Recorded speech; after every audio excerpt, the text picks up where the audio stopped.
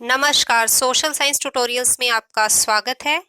आज हम NCERT sociology class 12 की फर्स्ट बुक इंडियन सोसाइटी से चैप्टर 5 का सेकंड पार्ट डिस्कस करेंगे। चैप्टर 5 का जो टाइटल है वो है सामाजिक विषमता और बहिष्कार के स्वरूप। चैप्टर के पहले पार्ट में हमने सामाजिक विषमता क्या है, बहिष्कार क्या है, पूर्वाग्रह क्या होते हैं और जातिगत आधार पर बहिष्कार के क्या आयाम हैं, इन विषयों पर डिस्कस किया था। उसी सिलसिले में एक अन्य जो वर्ग हम जिसके बारे में पढ़ते हैं वो है अन्य पिछड़ा वर्ग, या जिसे ओबीसी भी कहा जाता है, यानी अदर बैकवर्ड कास्ट।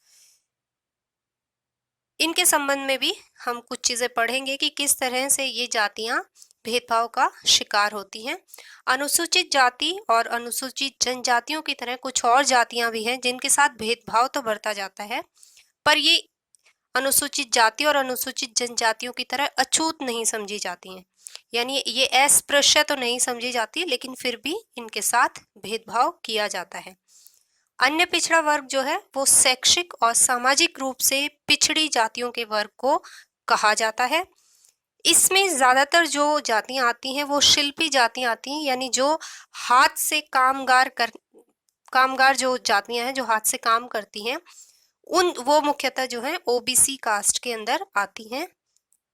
इन वर्गों के जो मुख्य विशेषता है वो इनका पिछड़ापन है, संस्कृति में, शिक्षा में, और सामाजिक जो दृष्टिकोण है, इनकी सामाजिक जो हैसियत है वो कहीं ना कहीं पिछड़ापन दिखाती है, और इसीलिए ये अन्य पिछड़ा वर्ग का हिस्सा है। तो ये ना तो बहुत अगाड़ी जो जातियां हैं, अगड़ी जातियां या अगाड़ी जातियां यानी जो हाई कास्ट है, ना तो उनमें आते हैं, और ना ही ये बहुत ही जो पिछड़ी जातियां हैं उसमें आती हैं, बल्कि ये जो मुख्यतः बीच की जो कई सारी जातियां हैं जो कि है पिछड़ी हुई जातियां, वो आती हैं इसके अंतर्गत। और ये सारे धर्मों में पाया जा सकता है, ऐसा नहीं है कि सिर्फ हिंदू जाति, हिंदू धर्म के अंतर्गत ही अन्य पिछड़ा वर्ग पाया जाता है। क्यों? क्योंकि ये वर्ग आधारित है, जाति आधारित भी है, लेकिन साथ ही साथ जो सांस्कृतिक, शैक्षिक और सामाजिक दृष्टि से जो पिछड़ापन है वो किसी भी धर्म में पाया जा सकता है। काका साहेब कालेलकर की अध्यक्षता में जो है पहला पिछड़ा वर्ग आयोग ये गठित किया गया था, जिसने अपनी रिपोर्ट 1953 में सरकार को दी थी, लेकिन उस समय पे बहुत ज्यादा राजनीतिक तौर पे इस पे ज्यादा ध्यान नहीं दिया गया और इसे ठंडे बस्ते में डाल दिया गया। तो केंद्रीय स्तर पर बहुत ज्यादा ओबीसी को लेके काम नहीं हुआ, केवल स्टेट के लेवल पर यानी राज्य के आधार पर ही कुछ स्टेट्स ने जो ओबीसी हैं उनको रिकग्नाइज किया, कुछ कास्ट को ओबीसी के जो भी रिजर्वेशन से संबंधित जो फायदे थे वो देने शुरू किए, लेकिन केंद्रीय स्तर पर इसके बारे में, सेंट्रल लेवल पर इसके बारे में कोई बातचीत नहीं थी। 1979 में जो है वो दूसरा पिछड़ा वर्ग आयोग, जिसको हम मंडल आयोग के नाम से भी जानते हैं, वो गठित किया गया। और 1990 आते आते जो पिछड़ा वर्ग का आंदोलन है, ओबीसीज का जो आंदोलन है, वो बहुत ज्यादा तेज हुआ। अब इसके क्या कारण है कि 90s तक आते आते हम पिछला चैप्टर भी जब पढ़ रहे थे कि जो जाति आधारित राजनीति है और भारत के अंदर लोकतांत्रिक राजनीति होने के चलते अगर कोई ग्रुप जो है वो संख्या में अधिक है तो उसका राजनीतिक फायदा उठाने के लिए, राजनीतिक तौर पर उसका जो प्रभाव है वो वोटों में बदलने के लिए कहीं ना कहीं एक तरह से राजनीतिक रूप से आगे उभर कर आता है, या उसे राजनीतिक तौर पर सामने लाया जाता है। तो पिछड़ा वर्ग जो है, जो ओबीसीज हैं, उनके केस में भी यही हुआ कि 1990s तक आते आते जहां आइडेंटिटी बेस्ड पॉलिटिक्स शुरू हुई, वहां पर क्योंकि इनकी जनसंख्या जो है पूरी अगर जनसंख्या में देखा जाए तो 41% के आसपास है, और ये एक अच्छा खासा वर्ग है, तो कोशिश की गई कि राजनीतिक प्रभाव से या फिर वोटों में जो है, वोटों की जो राजनीतिकरण जो भी है कास्ट का, उस कास्ट में ओबीसी का जो रोल है वो इम्पोर्टेंट रोल देखते हुए इनके जो आंदोलन थे उन आंदोलनों में तेजी आई। दूसरी तरफ हम ये भी देख सकते हैं कि जो अन्य पिछड़ा वर्ग है उसके खुद के अंदर ही डिफरेंट तरह से हमें दिखता है कि बहुत विषमता है। एक और तो इस वर्ग के अंतर्गत धनी किसान हो सकते हैं और दूसरी तरफ इसमें बिल्कुल ऐसे लोग भी पाए जा सकते हैं जो गरीबी रेखा से नीचे जीवन यापन कर रहे हैं, यानी बहुत ज्यादा जो गरीब वर्ग है वो भी इसके अंतर्गत पाया जाता है। ओबीसीज के बाद अगर हम देखें तो एक और कास्ट आधारित, ओबीसीज तक आते आते हम कास्ट के बारे में ही बात कर रहे थे। अब हम सामाजिक बहिष्करण के जनजातीय स्वरूप में बात करेंगे, यानी जनजातियों का भी जो है बहिष्करण किया जाता है। जनजातियां भारतीय संविधान के अनुसार निर्धनता और सामाजिक लांछन से पीड़ित सामाजिक समूह है। इनके बारे में हमने 3rd चैप्टर में भी पढ़ा था कि जनजातियां कैसे डिफाइन होती हैं, और कॉलोनियल टाइम पीरियड पे कई जो जनजातियां हैं उन जनजातियों को कॉलोनियल स्टेट ने अलग अलग तरह से डिफाइन किया, जिसके चलते सामाजिक लांछन भी उन पे है कि ये डकैत हैं या ये जनजातियां इस तरह का काम करती हैं, लूटपाट का काम करती हैं। तो इस तरह की कई जो चीज़ें हैं वो कॉलोनियल टाइम पीरियड पे रिकॉर्ड हुई, और जनजातियों के बारे में इस तरह की कई जो बातें हैं सामाजिक तौर पर वो हमारे सामने आई। जनजातियों को वनवासी भी कहते हैं या आदिवासी भी कहते हैं। वनवासी क्यों कहा जाता है? क्योंकि ये ज्यादातर पहाड़ी जंगली इलाकों में पाई जाती है इनकी बसावट, पर ऐसा नहीं है कि केवल इन्हीं जगहों पे पाई जाती है, ये हमने 3rd चैप्टर में ऑलरेडी डिस्कस किया हुआ है। अब ये जहाँ रहते हैं वहां से इनकी आर्थिक, सामाजिक और राजनीतिक जो विशेषताएं हैं वो कहीं ना कहीं प्रभावित हुई हैं, और इनका आज के समय पे क्या आर्थिक स्तर है, सामाजिक स्तर है या राजनीतिक स्तर है, ये उनके रहने के स्थान विशेष से प्रभावित होता है। साथ ही साथ हम ये भी जानते हैं कि ये ऐसा नहीं है कि बिल्कुल ही अलग थलग रही हैं और मेन स्ट्रीम से इनका कोई संपर्क ही नहीं हुआ, बल्कि लगातार इनका संपर्क हुआ है, और उसी संपर्क के साथ में हम बात कर रहे हैं कि इनका, जनजातियों का जो शोषण है वो स्टार्ट हुआ। अब अगर हम पूर्वोत्तर राज्यों को देखें तो इनको छोड़ दिया जाए तो इसके अलावा बाकी जितनी आदिवासी जनसंख्या है वो देश के सभी स्थानों पर अन्य लोगों के साथ पाई जाती हैं, तो अलग थलग नहीं है। 19वीं शताब्दी में गैर जनजातीय जनसंख्या ने इनके इलाकों में आकर रहना शुरू किया, और जनजातीय लोगों को भी रोजगार की तलाश में अन्य स्थानों में जाना पड़ा। तो हम ये पॉइंट हम बेसिकली बता रहे हैं कि जनजातियों का मेन स्ट्रीम के जो लोग हैं उनके साथ संपर्क लगातार बना रहा है। औपनिवेशिक काल, यानी जब ब्रिटिशर्स हमारे देश में थे, उस समय की जो सरकार थी उसने जंगलों के संसाधनों का दोहन बहुत तेजी से किया, और यही जो प्रोसेस है वो स्वतंत्र भारत में भी जारी रहा। तो ऐसा नहीं है कि स्वतंत्र भारत में हमने जनजातियों के जो बहुत सारे जो अधिकार थे उन पे ध्यान रखा हो, बल्कि सरकार उसी तरह से काम करती आई। सरकार ने जंगलों को अपना माना कि वो सरकारी हैं, और औपनिवेशिक सरकार ने जो अधिकांश वन क्षेत्र थे वो अपने उपयोग के लिए रिजर्व कर लिए थे। आदिवासियों को वहां की उपज इकट्ठी करने और झूम खेती करने के लिए उसका प्रयोग करने का जो अधिकार था उससे उन्हें वंचित कर दिया गया। यानी पहले जब आदिवासी जो है वनों में जा सकते थे, वहां से लकड़ी ले सकते थे, वहां से और चीजें इकट्ठी कर सकते थे, या वहां पे झूम खेती, एक जगह पे खेती कर ली फिर कुछ सालों बाद दूसरी जगह पे खेती कर ली, इस तरह का जो अधिकार उनके पास था ये कॉलोनियल टाइम से ही खत्म होना शुरू हो गया। इस नीति के चलते आदिवासियों से उनकी आजीविका के जो मुख्य अधिकार थे वो छीन लिए गए। अब आदिवासी तो जो है सारी ही अपनी लाइवलीहुड के लिए जंगल पे निर्भर करते थे। अब अगर जंगलों में ही उनका जाना आना बंद कर दिया जाएगा तो क्या होगा कि उनका जो जीवन है वो पहले की अपेक्षा और अधिक अभावपूर्ण और असुरक्षित बना दिया गया। जब आदिवासियों से वनों की उपज और खेती के लिए जमीन छिन गई तो वो क्या करेंगे? वो या तो वनों का अवैध रूप से इस्तेमाल करेंगे कि वो जाएंगे क्योंकि उनको तो जरूरत है, तो वो कहीं ना कहीं अवैध रूप से उसका इस्तेमाल करेंगे, या फिर वो दिहाड़ी मजदूरी की तलाश में वन जो क्षेत्र है उनको छोड़ के दूसरी जगहों पे जाएंगे। और वहां पे भी उनकी हालत कोई जरूरी नहीं है कि बहुत अच्छी हो, क्योंकि हम जानते हैं कि जनजातियां भी शिक्षा के मामले में बहुत पिछड़ी हुई हैं, और शिक्षा अगर नहीं है तो उस तरह से सोशल मोबिलिटी के काम करने के जो उनके अवसर हैं वो बहुत कम हो जाते हैं। जनजातियों के संदर्भ में ये एक इम्पॉर्टेंट कॉन्सेप्ट है कि आंतरिक उपनिवेशवाद। देखो, उपनिवेशवाद के बारे में जब भी हम बात कर रहे हैं तो उपनिवेशवाद हुआ कि कॉलोनियलिज्म हुआ, जिसमें किसी बाहर के देश ने किसी देश के ऊपर कब्जा किया, उसका शोषण किया, वो उपनिवेशवाद था। लेकिन जब हम कह रहे हैं आंतरिक यानी अंदर का ही इंटरनल जो कॉलोनियलिज्म है, इसका क्या मीनिंग हुआ? इसका मीनिंग यही हुआ कि देश के ही लोगों ने उनका जो शोषण है वो किया।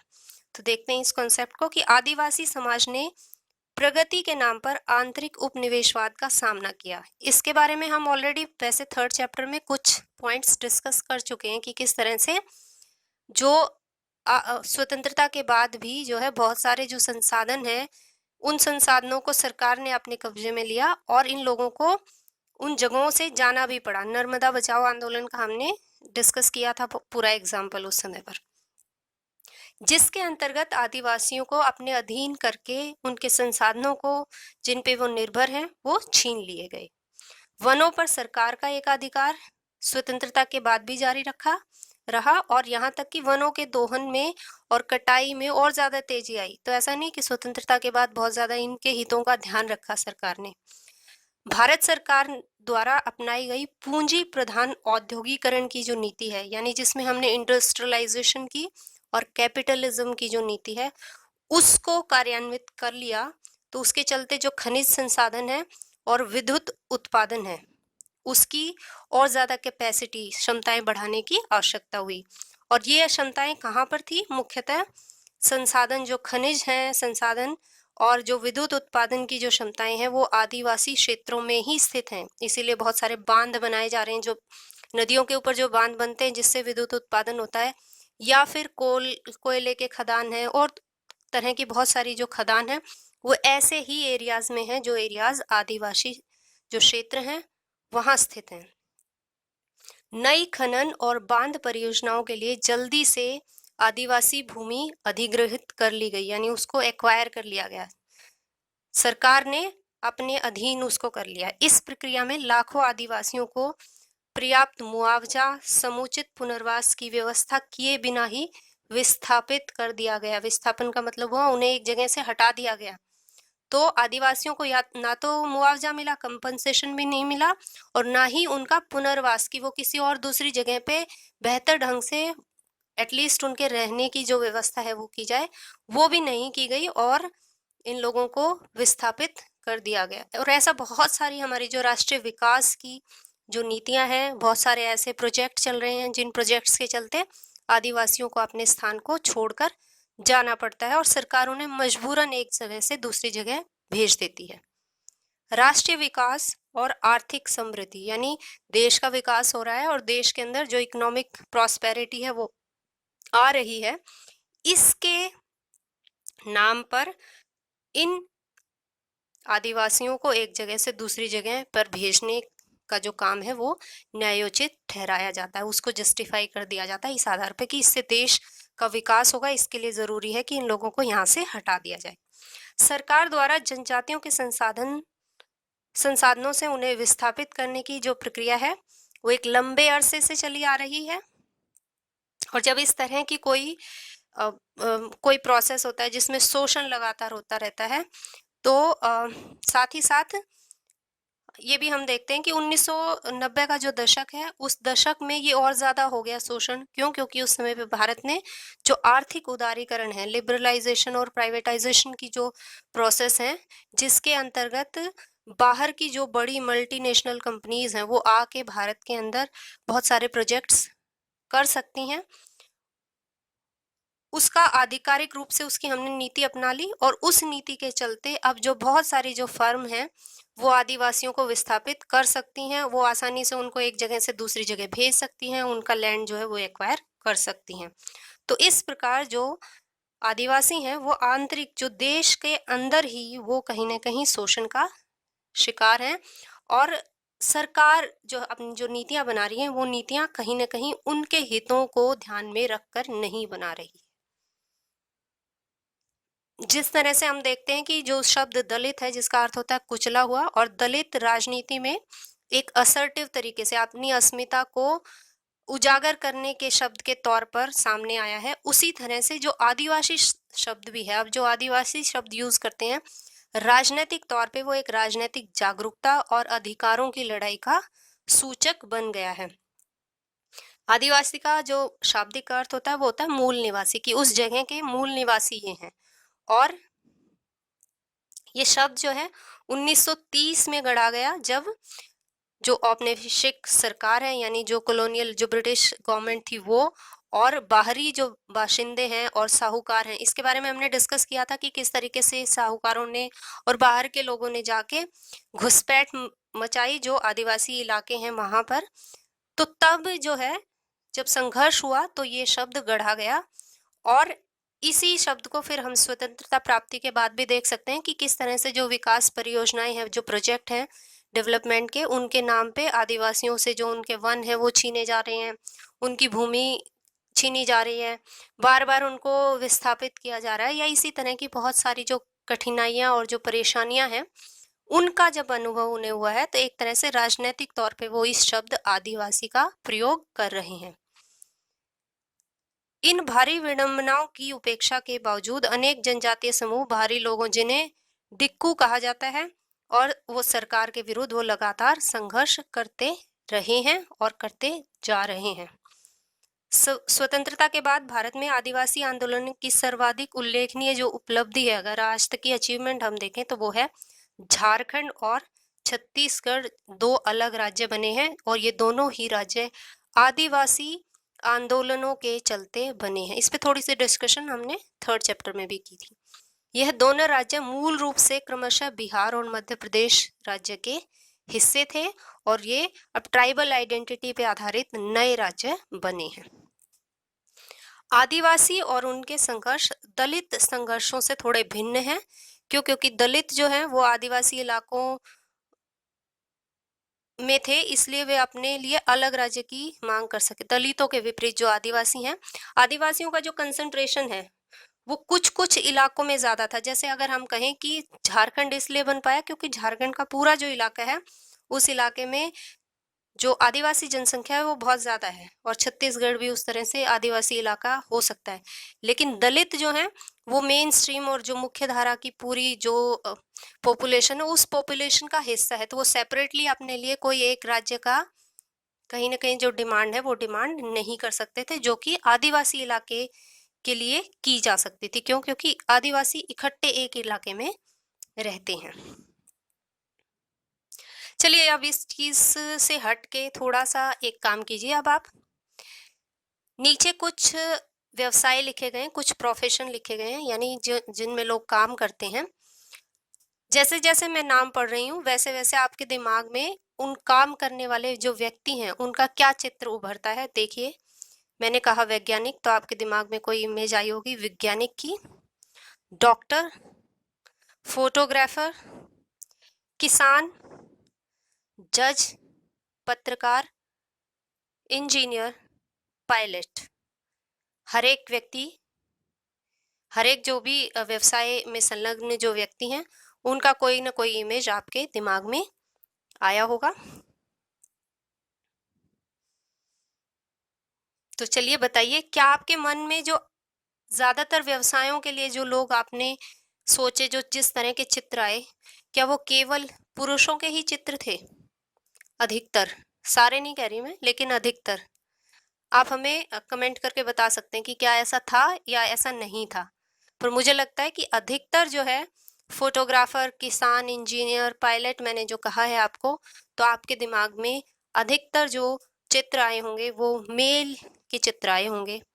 अगर मेल, ज्यादातर आपके जो उत्तर हैं वो मेल के उत्तर हैं, पुरुषों के उत्तर हैं, तो आप ये सोचिएगा कि ऐसा क्यों हुआ होगा कि सारे जो एग्जाम्पल मैंने जो भी आपको ये प्रोफेशंस के बारे में बोला, तो आपके दिमाग में जो चित्र आए हैं वो चित्र केवल पुरुषों के क्यों आए? तो ऐसा नहीं हो सकता कि क्या ये सारे जो व्यवसाय हैं इन व्यवसायों के अंतर्गत महिलाएं भी हों?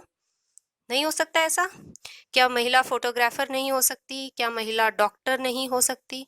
क्या महिला इंजीनियर नहीं हो सकती? क्या महिलाएं पायलट नहीं होती हैं? और क्या महिलाएं किसान नहीं होती हैं? होती हैं, लेकिन ज्यादातर जो डोमिनेंट आपके दिमाग में जो इन व्यवसायों को लेकर जो चित्र आया वो चित्र पुरुषों का ही आया। तो अब हम बढ़ते हैं इसी चीज के साथ कि बहिष्कार का एक और जो स्वरूप है वो स्वरूप संबंधित है लिंग से, यानी महिलाओं के साथ होने वाला जो भेदभाव है और महिलाओं को महिला होने के कारण जिस तरह की असमानताओं और भेदभावों का सामना करना पड़ता है, और वो सामाजिक तौर पर वो भेदभाव उभरे होते हैं। वो इसलिए नहीं उभरे होते क्योंकि जस्ट वो महिलाएं हैं, बल्कि समाज की जो संरचना है वो संरचना उन्हें उन जो प्रोफेशंस हैं या तो उन तक पढ़ने नहीं पहुंचने नहीं देती, या फिर हम में से ज्यादातर लोगों का जो मानसिक एक जो चित्रण है वो चित्रण पुरुषों के पक्ष में जाता है। स्त्रियों की समानता और अधिकारों के लिए जो संघर्ष है उस संघर्ष को अब हम डिस्कस करेंगे। पुरुषों और स्त्रियों के बीच में जैविक और शारीरिक स्पष्ट अंतरों के कारण अक्सर ये समझा जाता है कि लैंगिक जो असमानता है वो प्रकृति की देन है। यानी महिला और पुरुषों में अगर हमने अभी ऊपर देखा कि अधिकतर जो प्रोफेशंस हैं उन प्रोफेशंस में महिलाओं को हमने सोचा ही नहीं, इसलिए भी नहीं सोचा क्योंकि पुरुषों की संख्या उन ज्यादातर जो व्यवसाय हैं उनमें उन पुरुषों की संख्या बहुत ज्यादा होती है और बहुत कम महिलाओं की संख्या उन व्यवसायों में हमें दिखाई देती है। तो क्या ये कारण जो है वो जैविक है? जैविक का मतलब हुआ बायोलॉजिकली, कि क्योंकि नेचुरल तरीके से महिलाएं और पुरुष डिफरेंट होते हैं, तो इस वजह से जो भी समाज के अंदर उनके अंतर्गत अंतर पाया जाता है, असमानता पाई जाती है, वो प्रकृति की देन है। लेकिन सोशियोलॉजिस्ट ऐसा नहीं मानते।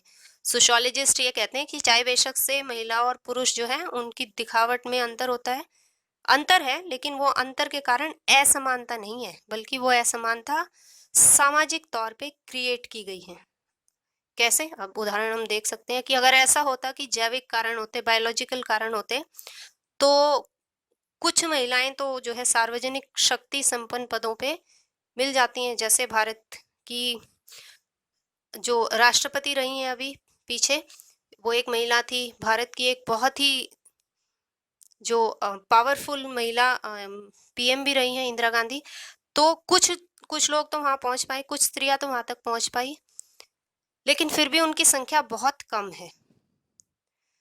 न ही प्रकृति में इस प्रश्न का भी कोई स्पष्ट उत्तर हमें मिलता है कि अधिकांश समाजों में आमतौर पर स्त्रियों को पारिवारिक जो संपत्ति होती है उसमें या तो छोटा हिस्सा मिलता है या उनको बिल्कुल भी हिस्सा नहीं मिलता है। हाँ, अगर जैविक कारण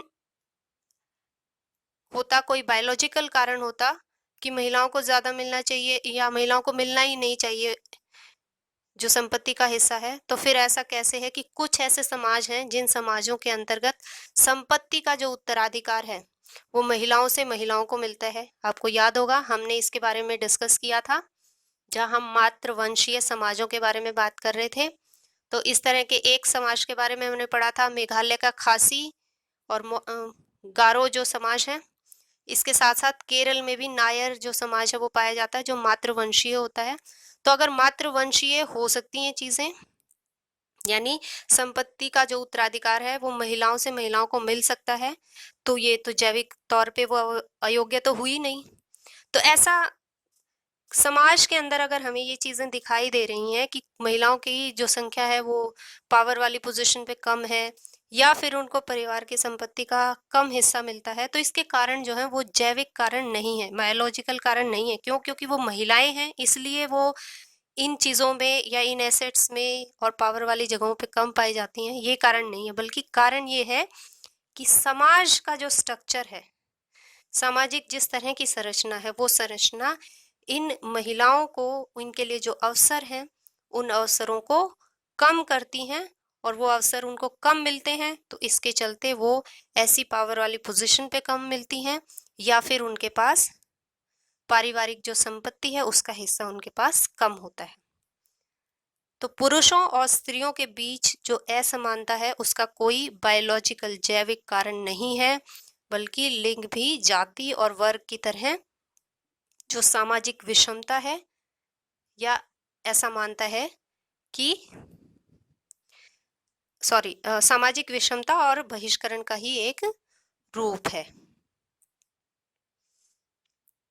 आधुनिक भारत में स्त्रियों की स्थिति का प्रश्न कि महिलाओं के साथ भेदभाव होता है, ये 19वीं सदी के साथ शुरू हुआ और इसमें भी खासकर जो मध्य वर्गीय सामाजिक सुधार आंदोलन थे उसके एक हिस्से के रूप में उदित हुआ। यानी कि जो सोसाइटी में रिफॉर्म करने के लिए, सोशल रिफॉर्म लाने के लिए जो बहुत सारे आंदोलन हो रहे थे देश के अंतर्गत, उनका एक हिस्सा था जिसमें महिलाओं की स्थिति को लेकर भी डिस्कशन हुआ।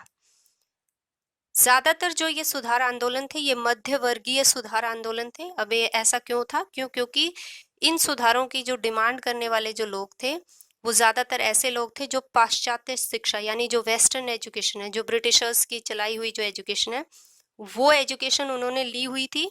साथ ही साथ वो जो वेस्ट का लोकतांत्रिक आदर्श है, डेमोक्रेटिक जो एक वैल्यूज हैं, वो उसको मानते थे। और साथ ही साथ वो ये भी मानते थे कि हमारे अपनी जो परंपराएं हैं वो परंपराएं भी बेहतरीन परंपराएं थी, और ऐसा नहीं है कि उन परंपराओं में महिलाओं के साथ जो असमानता का बर्ताव किया जाता है वो पहले होता था, बल्कि ये तो कुछ टाइम पीरियड ऐसा बीच में रहा होगा जिसके चलते हमने अपनी परंपराओं को भूला और उसके साथ साथ महिलाओं के साथ हम ये जो असमानता है उसको बरतने लगे।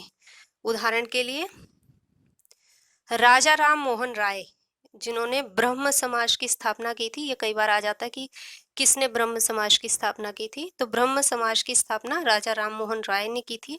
उन्होंने भारत में जो प्रचलित सती प्रथा है उसका विरोध किया। सती प्रथा क्या होती थी? सती प्रथा के अंतर्गत महिला को, अगर महिला का पति पहले मर जाता है तो जिंदा जो है उसे अपने पति की जो चिता है उसके ऊपर लिटा दिया जाता था और उसे अपने पति के साथ ही मरने के लिए मजबूर किया जाता था। तो सती प्रथा का जो विरोध है वो राजा राम मोहन रॉय ने किया। हम ये भी देखते हैं कि अधिकतर ये जो अन्यायपूर्ण व्यवहार था, ये अन्यायपूर्ण व्यवहार हिंदुओं की जो ऊंची जातियां हैं उनमें होता था और विधवाओं के साथ ज्यादा होता था। इसको भी जो है सामाजिक सुधारकों ने इस वाले इशू को काफी उठाया।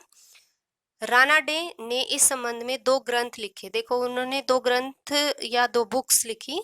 The text of Hindu law on lawfulness of remarriage of widows, यानी जो विधवाएं हैं उनके लिए हिंदू लॉ के अंदर कहाँ पर स्पेस है, और जस्टिफाई किया उन्होंने कि रीमैरिज हो सकती है विडोज की। और सेकंड जो टेक्स्ट है उनका वैदिक अथॉरिटी फॉर विडो मैरिज, यहाँ पे उन्होंने जो वेद हैं उन वेदों के अंतर्गत ये बताया कि वहां पे कहीं भी विडो की जो मैरिज है उसको ये नहीं कहा गया कि ये पॉसिबल नहीं है, और उसमें उन्होंने बताया कि विधवा विवाह पॉसिबल है, और उन्होंने विधवा विवाह के लिए बहुत सारा जो रिफॉर्म है उसके जो भी एक्शंस हैं वो लिए। इन दोनों के अलावा ज्योतिबा फूले, जो कि लोअर कास्ट के लिए और महिलाओं के अधिकारों के लिए इन्होंने काम किया। तो इन पे जो भी अत्याचार होते थे महिलाओं पे और जातियों पे, लोअर जातियों पे, उसके विरोध में इन्होंने आंदोलन किया। और हमने ज्योतिबा फूले के बारे में जब हम दलित चिंतकों को पढ़ रहे थे तब भी हमने इन्हें पढ़ा है। इन्होंने सत्य शोधक जो समाज है इस नाम की एक संस्था की स्थापना की और महिलाओं और अछूतों को सहायता देने के प्रयत्न किए।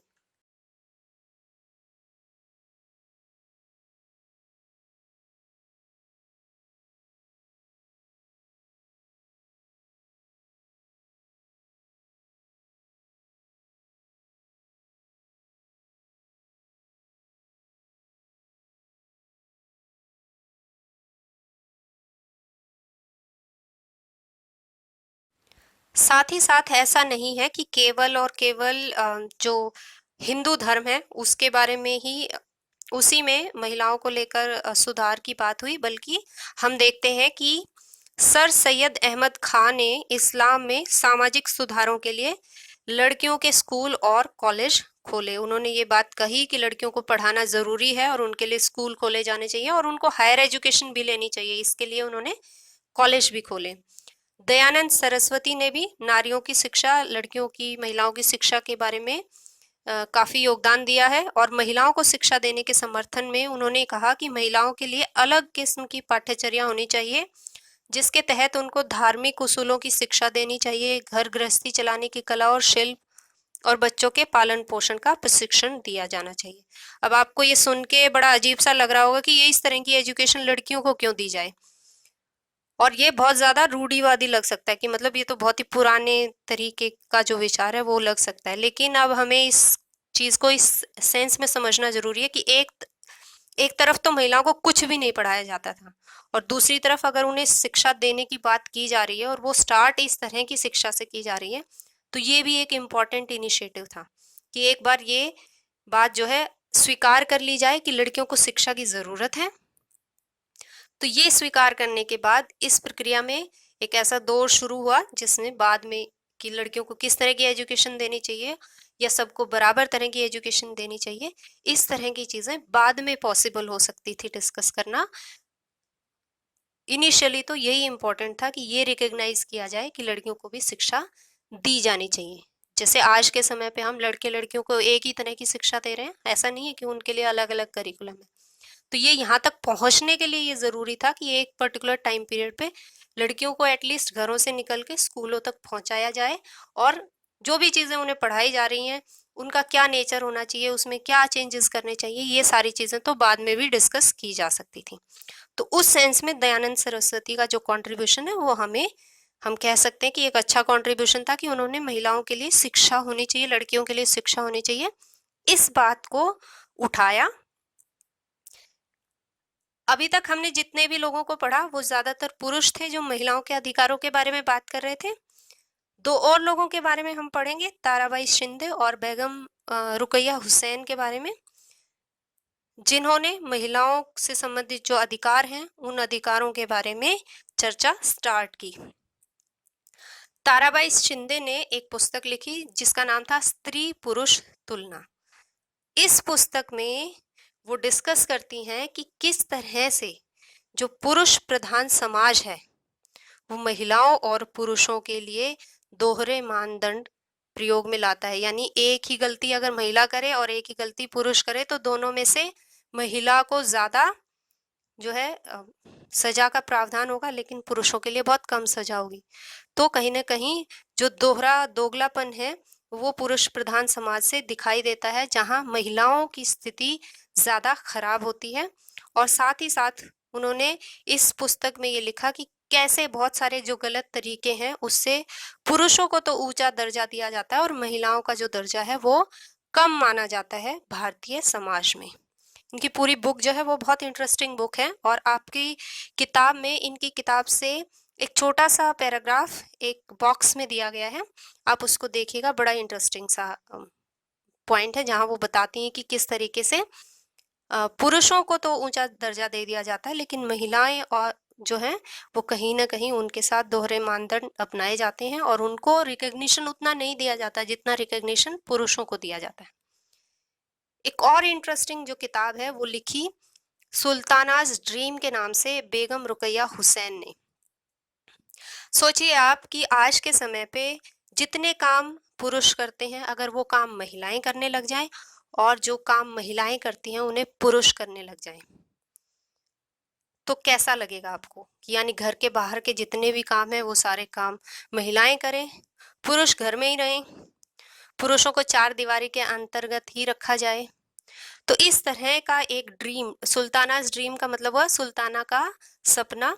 सुल्ताना एक ऐसा सपना देखती है, वो लड़की एक ऐसा सपना देखती है जिसमें वो एक ऐसी जगह पे चली जाती है, एक ऐसे देश में चली जाती है जहाँ पे महिलाएं तो सारे काम करती हैं, वो वैज्ञानिक हैं, वो कंपटीशन वाले, हथियार बनाने एक्सेट्रा जैसे सारे कामों में लगी हुई हैं, और पुरुष जो हैं वो चार दीवारी के अंदर रहते हैं, वो जो बाहर का जो स्पेस है वो उन्हें देखने को भी नहीं मिलता है।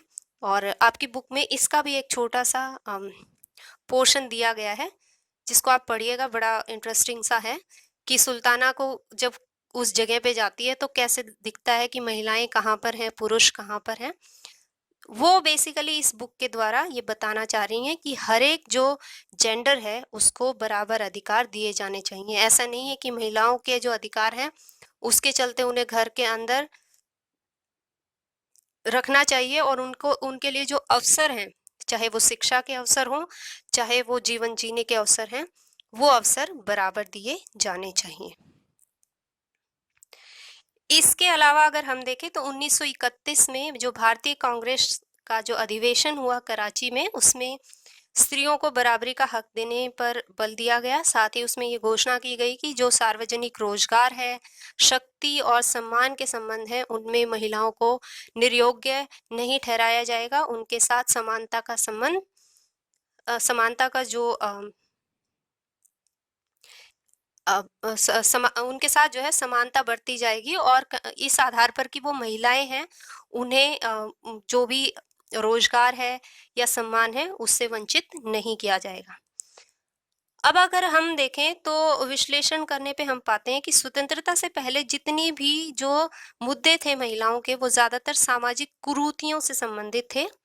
जबकि 1970-80 तक आते आते जो आधुनिक मुद्दे हैं, जो मॉडर्न जो समाज अगर हमारा थोड़ा बहुत बनता गया है, तो उसके आधार पर आने वाली बहुत सारी चीजें, जैसे पुलिस हिरासत में बलात्कार हो जाता था महिलाओं का, दहेज के लिए हत्या होने लग गई थी, लैंगिक असमानता और महिलाओं के साथ होने वाला भेदभाव या उत्पीड़न जो है, इस जैसे जो मुद्दे हैं उन्होंने ध्यानाकर्षण किया। तो यानी 1970-80 के बाद में महिलाओं से संबंधित ये जो मुद्दे हैं, ये मुद्दे भी उठाए जाने लगे। स्त्रियों के अधिकारों अथवा अन्य किसी के मुद्दों पर लाया गया सामाजिक जो परिवर्तन होता है, वो हमेशा के लिए स्थायी नहीं होता। हम ये कहें कि एक्स ने ये बात कह दी तो वो चेंज हो गया और वो चेंज हमेशा के लिए रहेगा, ऐसा नहीं है कि महिलाओं के अधिकारों के बारे में, दहेज हत्या के बारे में कोई कानून लाया गया तो कानून आते ही परिवर्तन नहीं हो जाएगा। सामाजिक परिवर्तन भी धीरे धीरे होता है, और ये जो लड़ाई है, वो लड़ाई बार बार हमें लड़नी होती है और उसे बार बार आगे जारी रखना होता है। सभी सामाजिक मुद्दों की तरह ये संघर्ष जो है वो लंबा चलता है। इसीलिए आप ये देखेंगे कि चाहे हमने ऊपर कई सारे इश्यूज डिस्कस किए, ये इश्यूज अगर हम कह रहे हैं कि लगभग 19वीं सदी के शुरुआत में हुए, तो आज 21वीं सदी के शुरुआत में भी कुछ ऐसे इश्यूज हैं जो इश्यूज हम अभी भी डिस्कस करते हैं। जैसे जो महिलाओं के साथ होने वाला भेदभाव है, वो स्थायी तौर पे चला नहीं गया, बल्कि ये एक संघर्ष है जो लगातार चल रहा है और ये लंबे समय तक चलने वाली चीज है। लेकिन सबसे इम्पोर्टेंट बात यह है कि हमें ये पता हो कि ये संघर्ष चलाया जाना आवश्यक है और कौन कौन से मुद्दे हैं जिन्हें हमें आगे लाने की जरूरत है, उनसे हमें अवेयर होना बहुत इम्पोर्टेंट है। ये पूरा चैप्टर ही हमें इस बारे में बात करता है कि सामाजिक जो बहिष्करण है और भेदभाव है, वो किस तरह से कुछ जो कैटेगरीज ऑफ पीपल हैं उनके ऊपर लागू होता है, उसको हम कैसे समझें और कैसे हम लोगों को अवेयर करें, और हम कोशिश करें कि लोगों का सामाजिक बहिष्करण ना हो। आई होप आपको ये चैप्टर समझ आया होगा। इस चैप्टर का एक लास्ट पार्ट रहता है जो कि हम इसे नेक्स्ट वीडियो में डालेंगे। अभी तक के जितने भी मुद्दे हैं, वो मुद्दे आपको मैं उम्मीद करती हूँ कि समझ आया होगा। Thanks for watching. और अगर आपको ये वीडियो पसंद आया हो तो लाइक करें, शेयर करें और कमेंट करें। साथ ही साथ अगर अभी तक सोशल साइंस ट्यूटोरियल्स आपने सब्सक्राइब नहीं किया है तो इसे सब्सक्राइब कर लें। Thank you.